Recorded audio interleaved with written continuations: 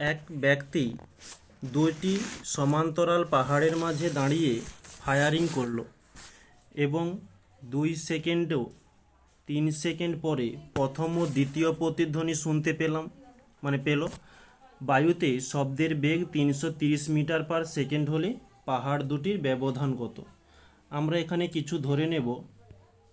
ধরি এ ও বি পাহাড়ের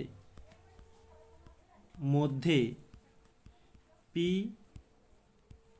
বিন্দুতে ব্যক্তিটি আছে। দুদিকে দুটো পাহাড়, একটা পাহাড় এ আর একটা পাহাড় বি। দুটো পাহাড়ের মাঝে পি বিন্দুতে ব্যক্তিটি রয়েছে। আবারও ধরব যে এ পাহাড় থেকে তার দূরত্ব, মানে ব্যক্তির দূরত্ব, তার দূরত্ব এক্স মিটার এবং বি পাহাড় থেকে তার দূরত্ব ওয়াই মিটার। এখানে আমরা একটা লিখতে পারি ওয়াই গ্রেটার দেন এক্স, মানে এক্সের থেকে ওয়াই বড়। তো ওটির অর্থ যে ব্যক্তিটি এ পাহাড়ের নিকটে আছে, মানে কাছাকাছি রয়েছে। এখন আমরা এ পাহাড়ের জন্য দেখব। এ পাহাড় বলে হেডিং দিই।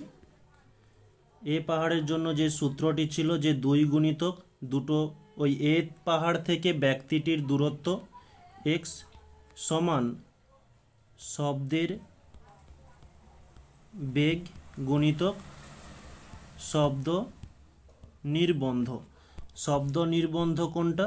আমরা এই যে শব্দ নির্বন্ধ দেওয়া রয়েছে 2 সেকেন্ড এবং 3 সেকেন্ড, তো ওটাই আমরা এখানে করব 2x, এবং শব্দের বেগ প্রশ্নে দেওয়া রয়েছে 330 ইন্টু শব্দ নিরোধক 2, তাহলে x সমান 330 ইন্টু 2/2, 2 কেটে গেল, x এর মান বেড়ে গেল 330 মিটার। ওকে, এবার আমরা বি পাহাড়ের জন্য নির্ণয় করব। বি পাহাড় ঠিক একই রকমের 2 গুণিতক বি পাহাড় থেকে ব্যক্তিটির দূরত্ব ওয়াই ধরেছিলাম সমান শব্দের বেগ গুণিতক শব্দ নির্বন্ধ। তাহলে 2y সমান শব্দের বেগ কত? প্রশ্নে দেওয়া রয়েছে 330 গুণিতক শব্দ নির্বন্ধ, যেটা প্রশ্নে দেওয়া রয়েছে 3। ওকে, তাহলে y সমান আমরা পাচ্ছি 330 ইন্টু 3/2, 2 দিয়ে কাটাকাটি করলে 2 একে 2, 2 6 12, 2 5 10, 165 গুণিতক 3 গুণ করলে আমরা পেয়ে যাব 495 মিটার। সরি, এখানে একটু ইন্টারনেট কানেকশানের জন্য একটু অফ হয়ে গিয়েছিল, তোমাদের কোথায় ঠিক অফ হয়েছে বুঝতে পারছি না, একটু আগের থেকে দেখে দিই। এই হচ্ছে আমাদের সূত্রর মধ্যে মানগুলো পুট করেছি। 2y, এখান থেকে y এর মান নির্ণয় করেছি 495। ওকে, আর পাহাড় দুটির মধ্যে দূরত্ব, যার জন্য x এবং y এর মানকে যোগ করতে হবে। আমরা দুটো মান যোগ করে পেয়েছি 825। আর আমাদের প্রশ্নে এটাই চেয়েছে যে পাহাড় দুটির মধ্যে ব্যবধান কত। এটাই হচ্ছে তাহলে আমাদের অ্যান্সার।